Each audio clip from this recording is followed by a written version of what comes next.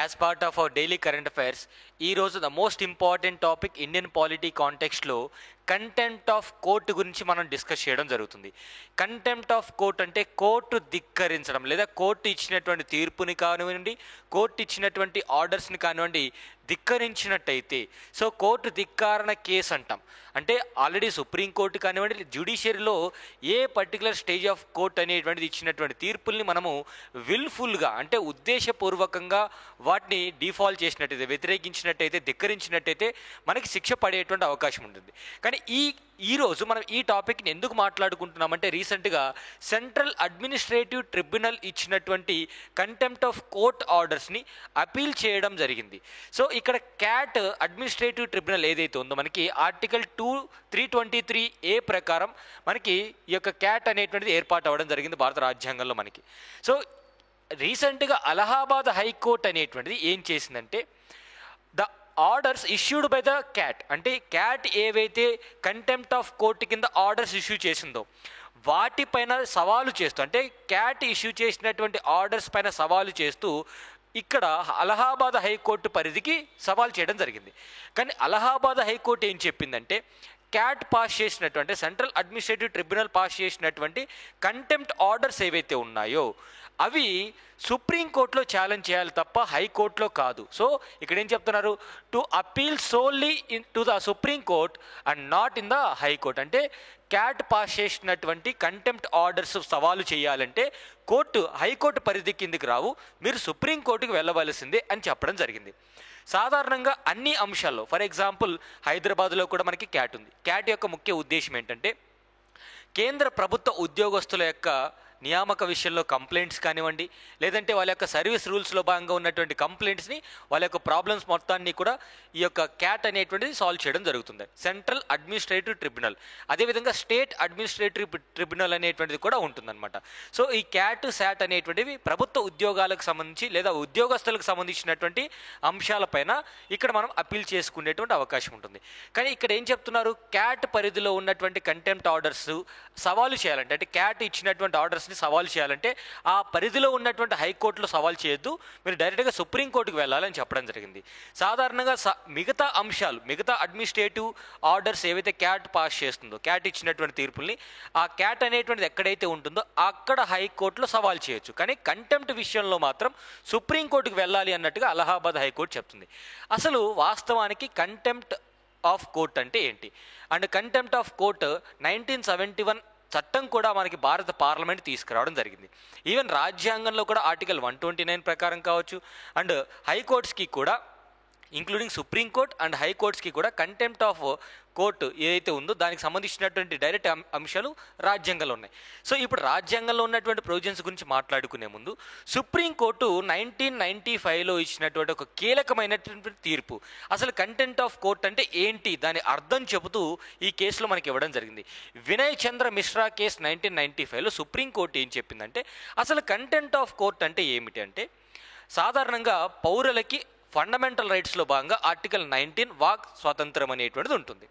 ఇప్పుడు మనకు freedom of speech and expression ఉంది కదా అని చెప్పేసి జ్యుడిషియరీ ఇచ్చేటువంటి తీర్పుల్ని మనము, లేదా జ్యుడిషియరీలో ఉన్నటువంటి అంశాలపైన ఉద్దేశపూర్వకంగా, ఒక మెరిట్స్ బేస్ కాకుండా ఉద్దేశపూర్వకంగా వాటిని విమర్శించినట్టయితే జడ్జిమెంట్స్ని మెరిట్ బేసిస్లో విమర్శించవచ్చు.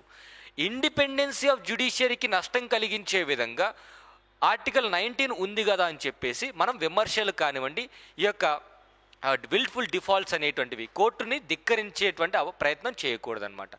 ఈవెన్ సుప్రీంకోర్టు ఈ కేసులో ఏం చెప్పిందంటే, వినయ్ చంద్ర మిశ్రా కేసులో ఏం చెప్పిందంటే, ఇండిపెండెన్స్ ఆఫ్ జ్యుడిషియరీ అనేది ఒక వ్యక్తి ధిక్కరణకి ఏదైతే చేస్తున్నాడో, వ్యక్తి ఎవరైతే ధిక్కరిస్తున్నాడో, సాధారణంగా మనకి ఏం జరుగుతుంది అంటే, ఇండిపెండెన్స్ ఆఫ్ జ్యుడిషియరీ కంటిన్యూ అవ్వాలి అంటే, వాక్ స్వాతంత్ర స్వేచ్ఛ అనేటువంటిది దీన్ని కంప్లీట్గా యూజ్ చేసి జ్యుడిషియరీని ఒక క్వశ్చన్ మార్క్లో వేసే విధంగా కావచ్చు, లేదంటే జ్యుడిషియరీని భంగపరిచే విధంగా కావచ్చు, ఇట్లాంటివి చేయకూడదు.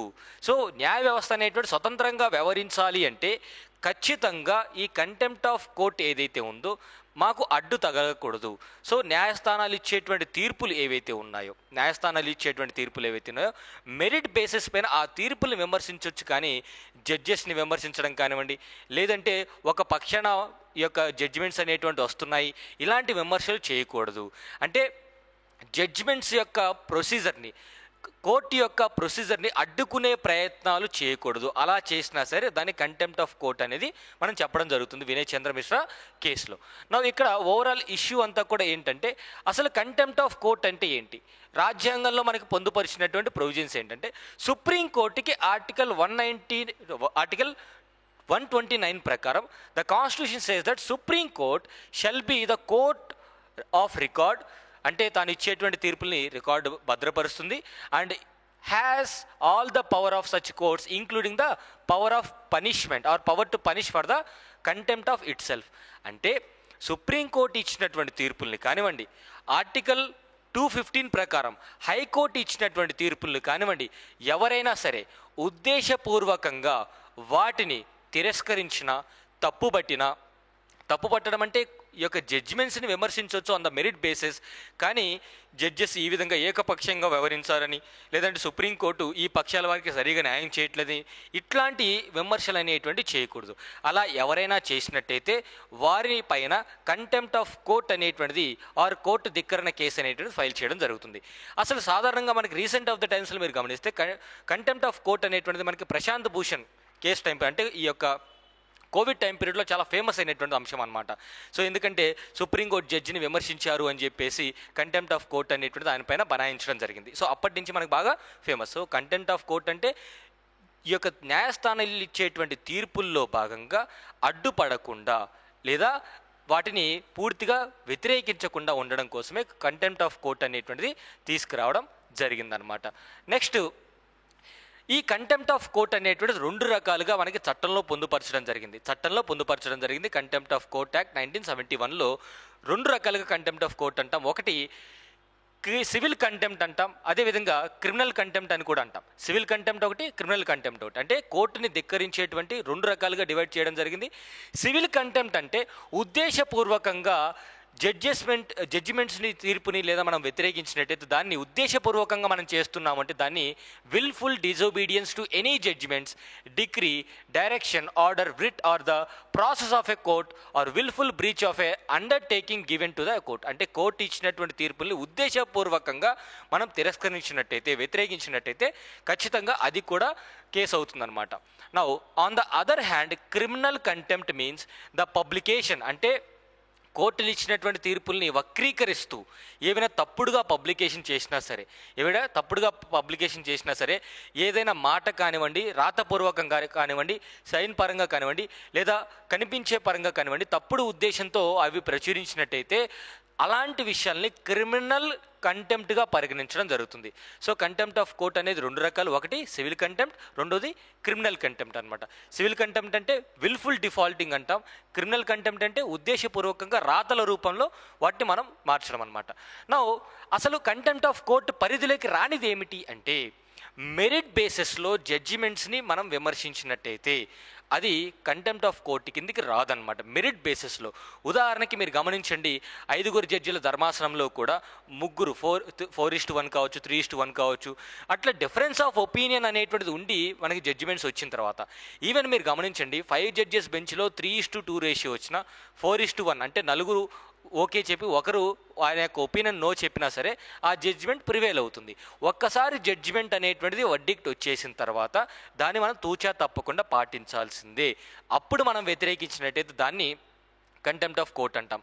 లేదా fair and accurate reporting of judicial proceedings will not amount to contempt of court Nar is any fair criticism. అంటే ఫెయిర్గా క్రిటిసైజ్ చేసినట్టయితే, అంటే ఆన్ మెరిట్ బేసిస్ ఒక జడ్జిమెంట్స్ని మనం క్రిటిసైజ్ చేసినట్టయితే డెఫినెట్గా అది కంటెంప్ట్ ఆఫ్ కోర్ట్ కిందకి రాదు అని చెప్పేసి మనం అర్థం చేసుకోవాలి.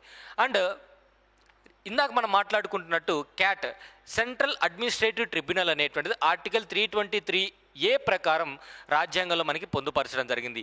ఇది ఏం చేస్తుందంటే it to adjudicate the disputes and complaints, ఎవరికి సంబంధించి recruitment and conditions of service of the central government employees, public services and post in the connection with the affairs of the union or other authorities, అంటే కేంద్ర ప్రభుత్వానికి సంబంధించినటువంటి ఉద్యోగస్తుల నియామకాలలో, అదేవిధంగా వాళ్ళ యొక్క సర్వీస్ రూల్స్లో ఏవైనా ఇబ్బందులు ఉన్నట్టయితే క్యాట్లో మనం కేసు ఫైల్ చేసుకోవచ్చు అనమాట ఈ యొక్క ప్రభుత్వ ఉద్యోగులు. అదే స్టేట్ గవర్నమెంట్ అయితే స్టేట్ అడ్మినిస్ట్రేటివ్ ట్రిబ్యునల్ అనేటువంటిది కూడా ఉంటుంది. Now in addition to the ministers and departments of central government, the government has notified about 214 organisations, అంటే అపార్ట్ ఫ్రమ్ ఈ మినిస్ట్రీస్లో కావచ్చు, డిపార్ట్మెంట్స్లో కావచ్చు, మిగతా కేంద్ర స్థాయిలో ఉన్నటువంటి 214 ఆర్గనైజేషన్స్కి సంబంధించినటువంటి ఎంప్లాయీస్ అందరూ కూడా క్యాట్లో వాళ్ళ యొక్క సమస్యల పట్ల కేసు అనేటువంటి ఫైల్ చేసుకోవచ్చు. సో ఓవరాల్గా కంటెంప్ట్ ఆఫ్ కోర్ట్ యాక్ట్ 1971 అనేది డిస్కస్ చేసుకున్నాం. 2 రకాలుగా కంటెంప్ట్ ఆఫ్ కోర్ట్ అనేటువంటిది ఉంటుంది, సివిల్ మరియు క్రిమినల్. అండ్ క్యాట్కి సంబంధించినటువంటి ఆర్టికల్ డిస్కస్ చేసుకున్నాం. And article 129 supreme court contempt of court పరిధికి తీసుకురావడం జరిగింది. అండ్ అదేవిధంగా ఆర్టికల్ 215 వచ్చేసి హైకోర్టుకు సంబంధించినటువంటి కంటెంప్ట్ ఆఫ్ కోర్టుకు సంబంధించినటువంటి కేసులు పరిష్కరించడం జరుగుతుంది. ఇక్కడ ఒక క్వశ్చన్ అనేటువంటి చూద్దాం. కంటెంప్ట్ ఆఫ్ కోర్టుకు సంబంధించి consider the following statements. Pursuant to the report of HN Sanyal committee, the contempt of court act 1971 was passed. The Constitution of India empowers the Supreme Court and the High Court to punish for contempt of themselves. The Constitution of India defines civil contempt and criminal contempt. In India, the Parliament is vested with the powers to make laws on the contempt of court. Which of the above statements given are correct? So ఇక్కడ options అనేటువంటి ఇచ్చాను. మీ యొక్క answer అనేటువంటిది comment బాక్స్లో mention చేయండి. Thank you so much.